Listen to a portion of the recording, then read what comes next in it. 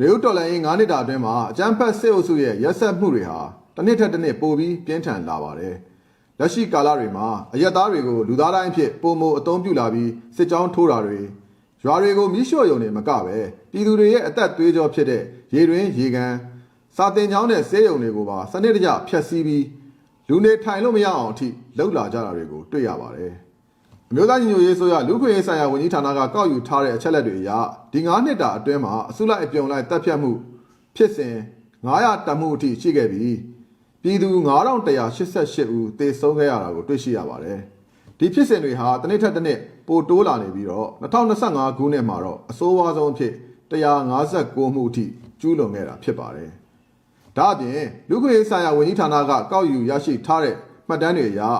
စစ်အုပ်စုဟာလေကြောင်းတိုက်ခိုက်မှုပေါင်း4950အထိပြုလုပ်ခဲ့ပြီးဈေးရုံကျောင်းနဲ့ဘာသာရေးအဆောက်အအုံပေါင်း1282ခုပျက်စီးဆုံးရှုံးခဲ့ရပါတယ်။2025ခုနှစ်ဧပြီလမှာ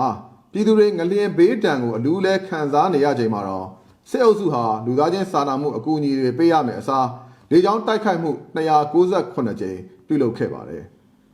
ဒါ့အပြင်သူတို့ရဲ့အတူရောင်ရွေးကောက်ပွဲကျင်းပနိုင်မှုရည်ရွယ်ပြီး2025ခုနှစ်ဒီဇင်ဘာလ1လထဲမှာပဲလေကြောင်းတိုက်ခိုက်မှုပေါင်း289ခုရည်ရွယ်ချက်ရှိနဲ့ကျူးလွန်ခဲ့တာတွေ့ရပါတယ်။မြို့သားညိုရေးဆိုရလူခွင့်ရေးဆိုင်ရာဝန်ကြီးဌာနကအကြမ်းဖက်စစ်တပ်ရဲ့လူအစုလိုက်ပြုံလိုက်တပ်ဖြတ်မှုတွေလေကြောင်းတိုက်ခိုက်မှုတွေလူခွင့်ရေးချိုးဖောက်မှုတွေနဲ့အရမစစ်သားစုဆောင်းမှုဖြစ်စဉ်တွေကိုစင်စက်မပြတ်လေ့လာစောင့်ကြည့်နေပြီးတော့ဝန်ကြီးဌာနရဲ့ website မှာ mohr.nugmyanmar.org/data dashboard ဆိုတဲ့အချက်အလက်သင်ပုန်းတစ်ခုကိုထားရှိပြီးသတင်းအချက်အလက်တွေကိုပုံမှန်ထည့်သွင်းမှတ်တမ်းတင်လျက်ရှိပါတယ်။အကြမ်းဖက်စစ်တပ်ကျူးလွန်နေတဲ့ဒီစစ်ရာဇဝတ်မှုတွေအတွက်တာဝန်ရှိသူတွေကိုပြစ်ဒဏ်ကင်းလွတ်ခွင့်လုံးဝမပေးဘဲတရားမျှတမှုရရှိနိုင်အောင်လဲနီလန်းပေါင်းစုံနဲ့စ조사ဆောင်ရွက်သွားမှာဖြစ်ပါတယ်။